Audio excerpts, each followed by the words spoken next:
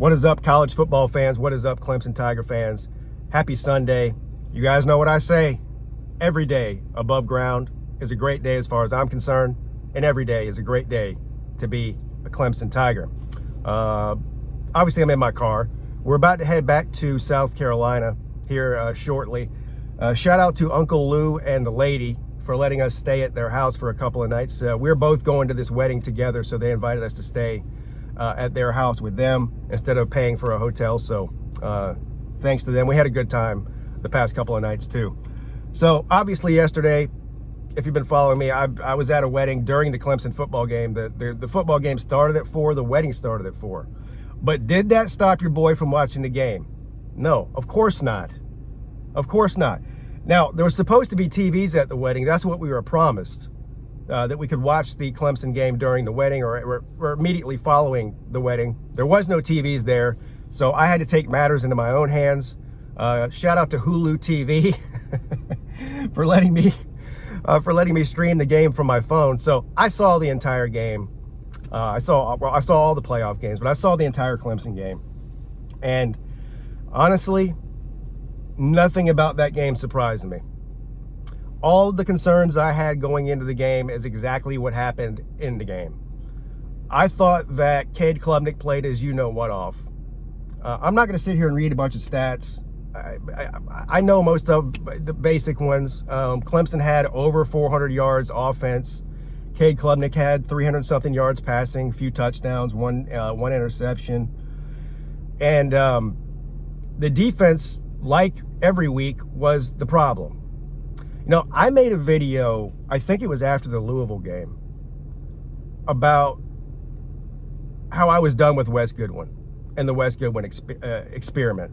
At that time, there was a lot of Clemson fans, you can just go read the comments section on that video, that were telling me I'm delusional, the defense is not the problem, it's the offense, but, Garrett Riley, blah, blah, blah. No. All of the same things that we've been seeing all season from this defense glared their ugly head last night. Can't stop the run. Poor tackling.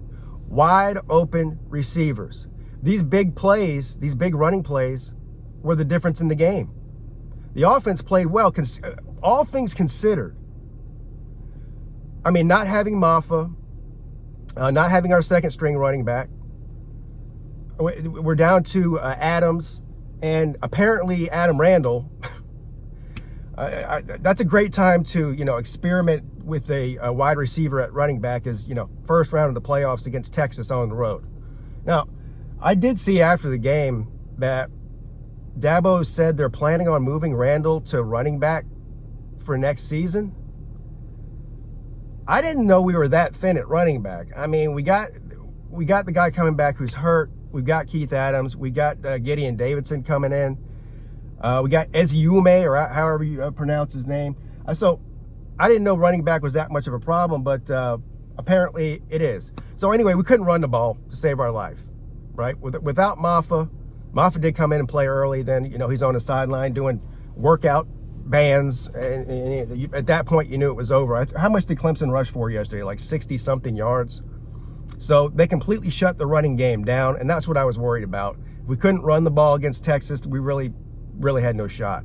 If you can't run the ball and you can't stop the run, then you're pretty much screwed. So that's how that played out. Congratulations to Texas, by the way. Congratulations to all the teams that won in the first round. All the home teams won, all the favorites won this weekend. But going into next season, I think we need a big change defensively. I think we need a big change at defensive coordinator. There has been such a significant drop-off on defense ever since Brent Venables left to now. It's been a gradual drop-off. And if you look at the roster and you look at the recruiting on defense, it's not a personnel problem. We've got the guys. So if we've got the guys, but you can't execute with the guys, it goes to the coordinator. Because even most of the position coaches on defense are the same ones that were there under Venables. So it's not even a positions coach issue. I mean, we can debate back and forth and nitpick about, oh, the linebackers coach, which Wes Goodwin is a linebackers coach, and Mike Reed with the secondary. So, but you got to cut the head off the snake. Now, Dabo was not willing to answer questions about Wes Goodwin yesterday. I think there's a good chance that we do have a change at defensive coordinator.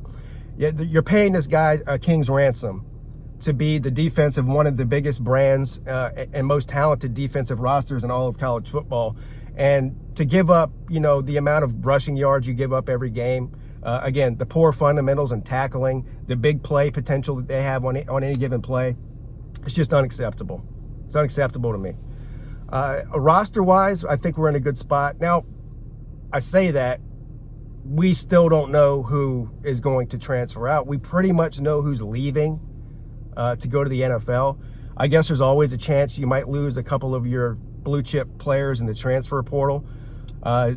Just going off past seasons since the transfer portal has been a thing, Clemson's done a pretty good job at retaining defensive players and offensive players, just players in general, compared to other teams.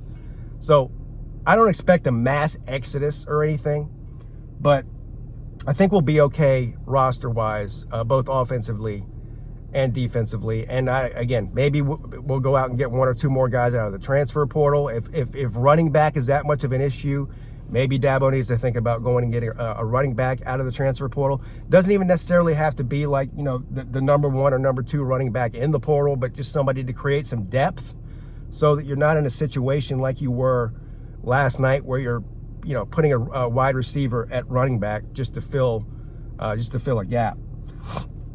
Kade Klubnik was asked last night about, does he plan on coming back? Does he plan on transferring? Does he plan on going into the NFL? Of course, he sidestepped that question, which does not surprise me. I'd be shocked if Kade Klubnik doesn't come back. And going into next season, Kade Klubnik will be at the top of many people's Heisman lists, whether you like it or not. That's one of the things about this season that was such a breath of fresh air from all of the naysayers coming into the season. You remember all the talking points before the season? I know you do.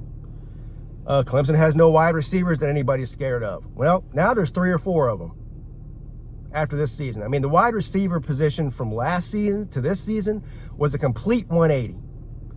Kade Klubnik, from last season to this season, complete 180. Kade Klubnik had an amazing season. You can't blame he didn't play perfect all season, but compared to last year, there is no comparison. And I can tell you right now, there's not a single team outside of maybe 1 or 2 other teams in the entire country who wouldn't cut off their left arm to have Kade Klubnik on their team next year. So in the era of NIL and all that and paying the players, I'm going to go ahead and stump right now, Dabo and that offensive coaching staff and that administration at Clemson. Whatever money you need to give Kade Klubnik, if that's what it needs, if that's what you need to keep him here for another year, pay the man. Pay the man. Because if you don't, somebody else will. So anyway, I think as a whole, this was a very successful season for Clemson. Is it disappointing to win the ACC and get into the playoffs and then lose in the way that you did last night? Yeah, of course it's disappointing. But how many teams out there would have loved to have been in Clemson's position, conference champion, and even have a chance to play in the playoffs? A lot of them. Well, all you got to do is go on the internet right now and you'll find about 4 or 5 of them that are still crying about not being in the playoffs and how Clemson didn't belong there and Indiana didn't belong there. And, well, now Tennessee didn't belong there. And, well, every team that lost didn't belong there, apparently. However, Clemson was the only team that didn't get blown out in the first round of the playoffs. So, of course they belong there. Of course they belong there. But anyway, I think as a whole, the season was successful compared to the expectations from both Clemson fans and just the national perception. It was a home run, I think. Obviously disappointing to go out in the first round of the playoffs, but if I would have told you that Clemson, before the season started, that Kade Klubnik was going to be one of the top 5 or 6 quarterbacks in the country, that Clemson was going to win the ACC and make it to the playoffs, how many of you people would have thought that that was going to happen? Not very many of you. And you got to admit it too. I know a lot of Clemson fans too. Hell, I didn't think that. I did pick Clemson to win the ACC, but I didn't think that the team would look the way that it did, especially offensively throughout the season. So it's a bittersweet ending to a season, but I think there's a lot to look forward to if, this is the big if Clemson and Dabo Swinney are willing to make the necessary coaching changes that need to be made. I don't want to hear anybody talking about Garrett Riley getting fired. I just think it's ridiculous. The first year with a first-year starting quarterback last year did not work out well, especially when you had basically 0 receivers to throw the ball to with the injury bug we had. And then a complete 180 again from year 1 to year 2 with a year 2 offensive coordinator and a year 2 quarterback, a complete 180. Going into year 3, I think this has a potential, if we can get the running back situation squared away, to be one of the best offenses in the country next year. So we just got to get things squared away defensively. Shout out to Dabo Swinney, another talking point in the offseason that is nobody can talk about it anymore, the transfer portal. He's gone out now and got a wide receiver out of the portal. And at the time, I don't know now, the top rated defensive end in the portal. And these aren't just fillers like the guys he got in the portal from the past, you know, 3rd string guys just to fill out a roster. These are guys that can make a potential impact day 1. And maybe he's not done yet. We'll have to see again who is leaving in the next portal cycle. We got another portal cycle opening up in 2025. We'll see if some guys leave. Maybe he'll go out and get some guys to replace them. Based on the recruiting class that we had this year, we don't have a lot of room. If people are leaving, for every guy that leaves, you're pretty much going to have to get one of those guys out of the portal to replace them. So it's going to be an interesting way to see that the way that Dabo and the staff manage this roster over the next few months. But anyway, this is obviously the last State of the Fan address because Clemson's done playing football until next season. The season is never over for me, though. I continue to cover college football and the Clemson Tigers year-round. I'll continue to stream bowl games. I'll continue to stream playoff games. I'll continue to make videos as news comes out about Clemson and or anything other that's big in college football. So this isn't goodbye. If this is your first season watching me in any capacity, the end of Clemson's season is not goodbye for me, okay? I'll still be here. I'll still be around. Keep your notifications on. I look forward to the remainder of the bowl season and the remainder of the playoffs. I think I know a lot of people are, bitching and moaning about how the 12-team system is broken and all these teams didn't belong. Look at all the blowouts. People have a short memory about the 4-team playoff had just as many blowouts percentage-wise. As we whittle it down here to 8 teams and 4 teams and then eventually 2 teams, we're going to get to see some great matchups here. So don't throw in the towel yet on the 12-team system.